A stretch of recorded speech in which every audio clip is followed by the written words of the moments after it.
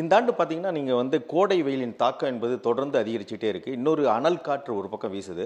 இந்த கொளுத்து வெயில்ல ரத்த அழுத்தம் உள்ளவர்கள், அதேபோல சர்க்கரை நோயால் பாதிக்கப்பட்டவர்களுக்கு கூடுதலா பாதிப்பு அதிகரிக்க ஏதாவது வாய்ப்பு இருக்காங்க சார்? கவனமா இருக்க வேண்டியவங்க எல்லா இந்த நான் கம்யூனிகபிள் டிசீஸ் சொல்லக்கூடிய சர்க்கரை வியாதி, இரத்த கொதிப்பு, அப்புறம் இதய நோய்களுக்காக இல்லைன்னா புற்றுநோய்களுக்காக சிகிச்சை எடுத்து கொண்டிருப்பவங்க மற்றவங்களை காட்டிலும் கொஞ்சம் கவனமாக இருக்கணும். ஏன்னா குறிப்பாக இப்போ சர்க்கரை இரத்த கொதிப்புக்கு கொடுக்கக்கூடிய மருந்துகளில் நிறைய சிறுநீரை பெருக்கக்கூடிய மருந்துகள் கொஞ்சம் இருக்கும். இப்போ சிறுநீர் வழியாக சர்க்கரையை வெளியேற்றக்கூடிய மருந்துகள் சர்க்கரை வியாதிக்காரங்க சில பேர் எடுப்பாங்க.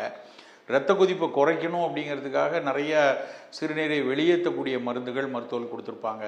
இதயத்தில் ரொம்ப ஒரு தொந்தரவு இருக்கிறவங்களுக்கு இதய பலகீனம் வந்துடக்கூடாதுன்னு சிறுநீர் வெளியேற்றணும்னு கொடுப்பாங்க. இப்போ இங்கே எல்லாத்துலேயும் ஒரு டயூரிசிஸ் மருந்துகள்னாலேயே ஏற்படுறதுனால இப்போ கூடுதல் வெயிலில் அவங்கெல்லாம் நடக்கும்போது அதிக நீர் இழப்பு ஏற்படுவதற்கான வாய்ப்பு மற்றவர்களை விட அதிகமாக இருக்கும். கூடவே இந்த உப்புக்களை வெளியேற்றி தான் நிறைய நேரங்களில் மருந்துகளை கையாளக்கூடிய தன்மை இருக்கும். அப்போது மருந்துகள் ஒரு பக்கம் உப்பை மேலாண்மை செய்து கொண்டிருக்கும் போது இந்த அதிகமாக வெயிலில் அலையும் போது இந்த தொந்தரவுகளில் இருக்கிறவங்களுக்கு தீவிர நீர் இழப்பு ஏற்படுவதற்கான வாய்ப்புகள் நிறையா இருக்குது. ஸோ நிச்சயமாக அவங்க கவனத்தோடு இருக்கணும். மருத்துவர்கள் ஒருவேளை அவங்க அளவு சொல்லியிருக்காங்க. இப்போ சிறுநீரக நோயாளினா நீங்கள் 1.5 லிட்டர் தான் தண்ணி குடிக்கணும் அப்படின்னு சொல்லியிருப்பாங்க. அப்போ இவங்களுக்கு எப்படி இருக்குன்னா, வெயிலில் தாகம் கடுமையாக இருக்கும். அப்போ ஆனால் மருத்துவர் எனக்கு 1.5 லிட்டர் தான் தண்ணீர் குடிக்க சொல்லியிருக்காங்க. இதய நோயாளியாக இருப்பார், சார் நீங்கள் 1.25 லிட்டர் தான் தண்ணி குடிக்கணும் ஒரு அளவு சொல்லியிருப்பாங்க. இவர்கள் சற்று கவனமாக இருக்கணும். முதல் விஷயம், இந்த தீவிர வெயில் இருக்கிற நேரத்தில் அவசியம் இல்லாமல் வெளியே போகிறத தவிர்க்கணும். அது முதல் விஷயம்.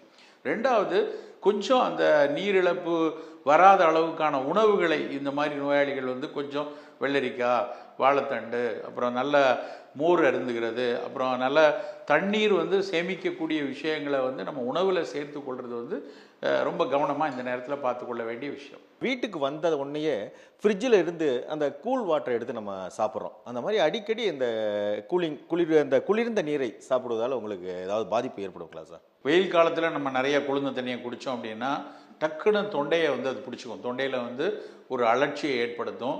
சின்ன குழந்தைங்க டக்குன்னு போய் ஃப்ரிட்ஜில் போய் தண்ணி எடுத்து குடிக்கிறது, நம்மளே வேலை செஞ்சுட்டு வெளியே உடனடியாக போய் ஃப்ரிட்ஜ் தண்ணியை குடிக்கிறதுன்னு போச்சுன்னா தொண்டையில் அலட்சி வருவதற்கான தொண்டை நம்ம என்விரான்மெண்ட்டோட தொடர்பில் இருக்கிற நேரடியான ஒரு ஆர்கன்.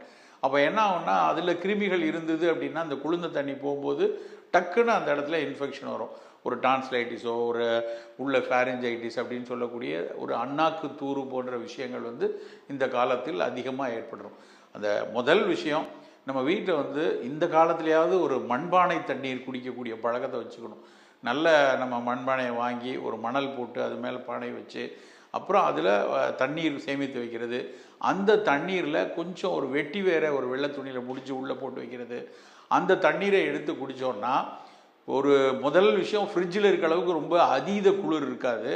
ரெண்டாவது, அதில் இருக்கக்கூடிய ஒரு மெல்லிய குளிரில் கூடவே இந்த வெட்டி வேரும் சேர்ந்து இருக்கும்போது அப்போ யூரினரி எரிச்சல் வராமல், ஏன்னா வெயில் காலத்தில் இருக்கிற பெரிய பிரச்சனை நீர் சுருக்கு, அது வராமல் அது பாதுகாத்து கொள்ளும்.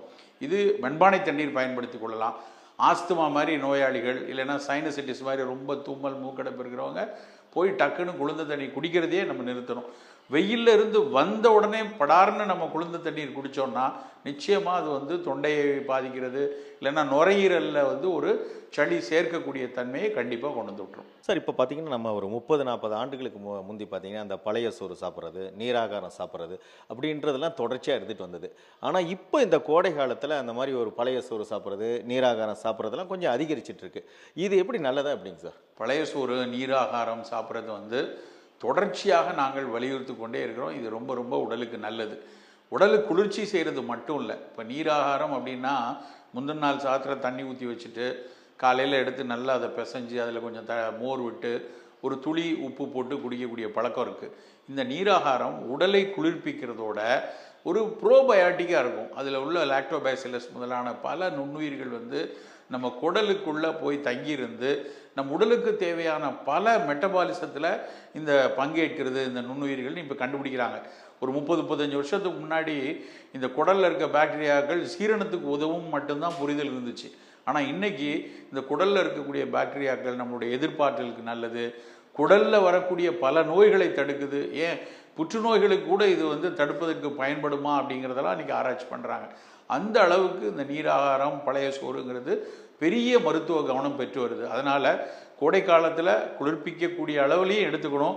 எப்பொழுதுமே அதை வந்து நம்ம நீராகாரம் பருகுதல் என்பது ஒரு ஃபங்க்ஷனல் பிவரேஜாக நம்ம ஊரில் அதிகரிக்கணுங்கிறது எங்களை போன்றவர்கள் தொடர்ந்து வலியுறுத்தி கொண்டிருக்கிறோம். உடனுக்குடன் செய்திகளை தெரிந்து கொள்ள சன் நியூஸ் பெல் ஐகானை கிளிக் பண்ணுங்க.